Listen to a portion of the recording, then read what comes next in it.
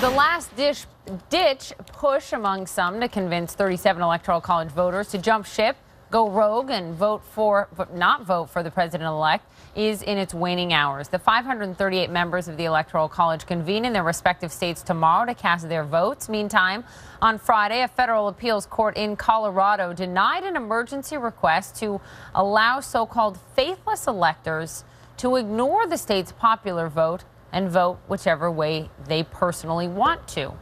Professor Joshua Douglas teaches and researches election law and voting rights at the University of Kentucky. He is the co-editor of a new book, Election Law Stories. He joins us from Lexington. Thanks for joining us. Thanks for having me. Glad to be here. Are any of these last-ditch efforts likely to change anything tomorrow? I mean, if you look back in the history of this nation, more than 99% of electors have always voted the way that their state has gone. Why should anyone think this time is different? I think that's right. I don't think this time will be different. I'd be very surprised if there are enough electors to not vote for Donald Trump to make a difference. And I think the reason why, in part, is because the electors are party loyals. They're selected in each state because of their activities for the Republican Party. I think it's very unlikely that they'll decide to switch sides. As you well know, Alexander Hamilton wrote about the Electoral College and the process in the Federalist Papers, Federalist Paper 68 to be exact. And here's what he wrote, that the process is to ensure, quote, the office of president will never fall to the lot of any man who is not in an eminent degree endowed with the requisite qualifications to be the president. The 12th Amendment, however, does not obligate electors to vote one way or another. States, though, do. States like Georgia says if you recuse yourself, if you don't show up, then someone else will take your place. States like Colorado, as we saw with this lawsuit this week, say you have to vote the way the state goes. Walk us through some of the history here with faithless electors. Well, there have not been a lot of faithless electors in our history. As you said, over 99% of electors have voted consistently with the states. You know, initially when Alexander Hamilton wrote that and at their founding, the state legislatures simply appointed the electors. We didn't have direct elections for president. And now all of the states do have their members, their voters, select who should win the Electoral College. And so I think most people believe that, look, if the majority in a state has chosen the candidate, then the electors should go along. As you said, a handful of states, I think over half the states, have laws that do say that the electors are required to vote for whoever won in that state. And some of those laws have been challenged, but no court has ruled against those laws yet. And so, Josh, as you know, it was a long time ago that the Electoral College was formed, and it was formed, for very different reasons and in a very different world than we're living in today. I mean, a lot of it had to do with slavery and representation of the population. Does it make sense today in the world as we know it?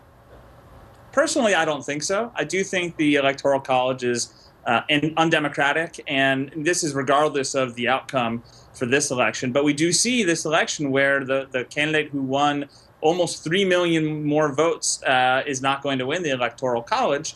I think the Electoral College had a purpose, especially when we weren't in a situation where you could have nationwide campaigns. And so you needed to have some representation for the faraway areas. Now with nationwide campaigns, a lot of people in many states, in most of the states, feel like their vote doesn't really matter because the Electoral College is going to come down to only a handful of states, and I think that's a problem. Josh, thank you very much. Glad to have you on. Thanks, Pat. This is great. Thanks. That is the legal view. Now to the politics of it all. President-elect Donald Trump weighed in on the push to flip electors from some earlier this evening. Here's what he tweeted. If my many supporters acted and threatened people like those who lost the election are doing, they would be scorned and called terrible names. The incoming White House Chief of Staff, Reince Priebus, was on Fox News this morning, and he blamed partisan politics. It's about MoveOn.org. It's about Democrats that can't accept the outcome of the election. It's about delegitimizing the American system. It's not going to work.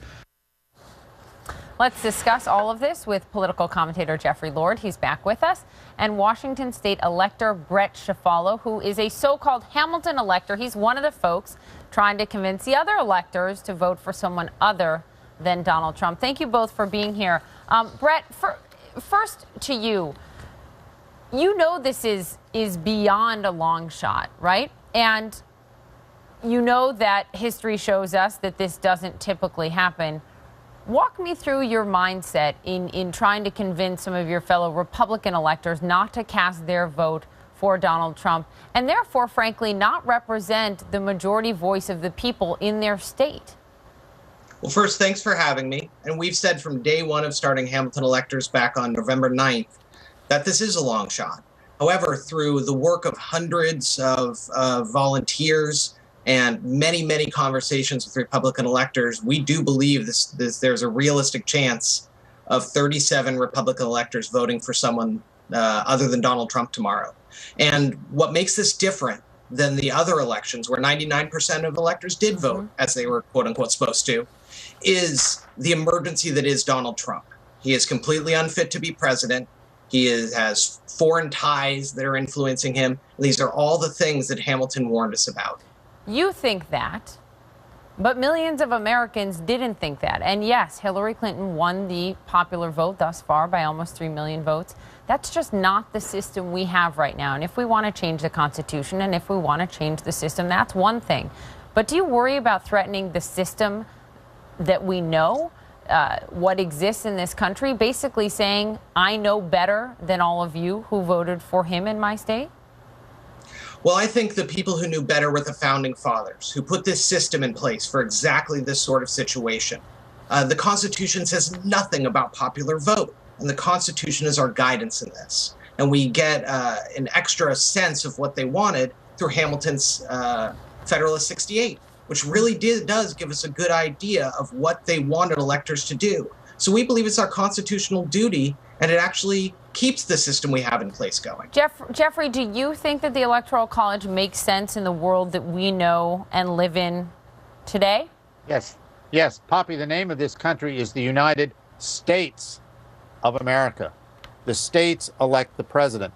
And we're talking here about Federalist 68. The Wall Street Journal took a look at Federalist 68, and I just want to quote here that they talk about, Alexander Hamilton writes in Federalist 68 that the Electoral College is to raise, quote unquote, every practical obstacle, quote unquote, against, quote, cabal, intrigue, and corruption, and other heats and ferments which might be communicated from them to the people. This anti-Trump move is exactly a cabal. It is exactly what Alexander Hamilton warned about. So my friend here on the other end is, in fact, an anti-Hamilton delegate. This is all an anti-Hamiltonian plot to have a cabal to undo the just election of the President of the United States. And for that matter, if it's applied to Donald Trump, it could have been done to Abraham Lincoln. It could have been done to George Washington. It could have been done to John F. Kennedy and Franklin Roosevelt and Barack Obama. And it's wrong. I want you guys to listen to this ad, no doubt you've seen, that has been playing recently with a number of celebrities making this push. Oh, we don't have it? Oh, that's disappointing. All right, well, this ad was... You've seen, all right. So did I. Hopefully our viewers have seen it. Basically, this ad is a number of celebrities coming on television and saying, do what our guest Brett wants them to do. Vote against the will of the majority of the people in your state. This was directed directly at a Kansas elector, Ashley McMillan. And here's how she responded in an opinion piece. She wrote, I won't violate the will of the people of Kansas simply because coastal elites think Mr. Trump tweets too much. Brett, your response.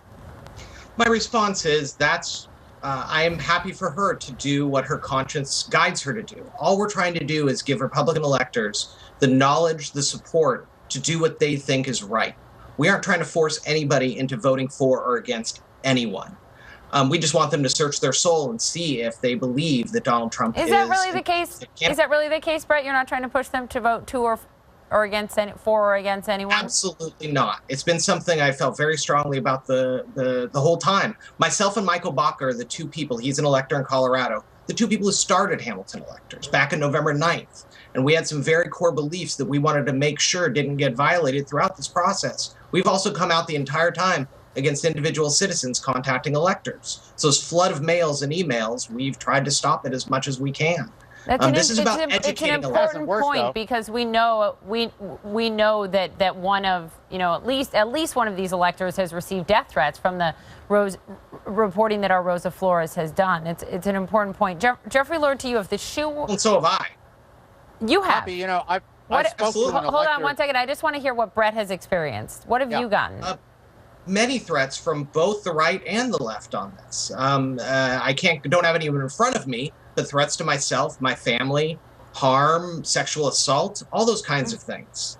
But that's not going to stop me from standing up for what I believe is a constitutional duty. Jeffrey Lord, final thought. I spoke to an elector from Pennsylvania the other day, and the same thing. I mean, she showed me her iPhone, which in the day had registered thousands, just that day had registered thousands. And she'd looked at them. Coincidentally, she was a sheriff. And she looked at these things, and these things are threatening her life, if she doesn't vote against Donald Trump. There's no room for this kind of thing in America. This is disgraceful. This is disgraceful. And people on the other side are fanning these flames, and they ought to be ashamed of themselves. Brett, final thought to you. I got to let you respond to that, Brett. He says you should be ashamed of yourself. You say? No, No, I trust that he's got his own legit opinion, but I'm just saying this is not what the Constitution is about, respectfully. I agree that threats of violence to anybody or their family is not what the Constitution is about, and I fully condemn anyone on any side and both sides who are making threats. I got to leave it there, guys. I'm glad we can have this debate. It's what America's all Thank about. you, Poppy. Jeffrey Lord, Thank you. Brett Follow. Nice to have you both on. I can't wait to show you this next story.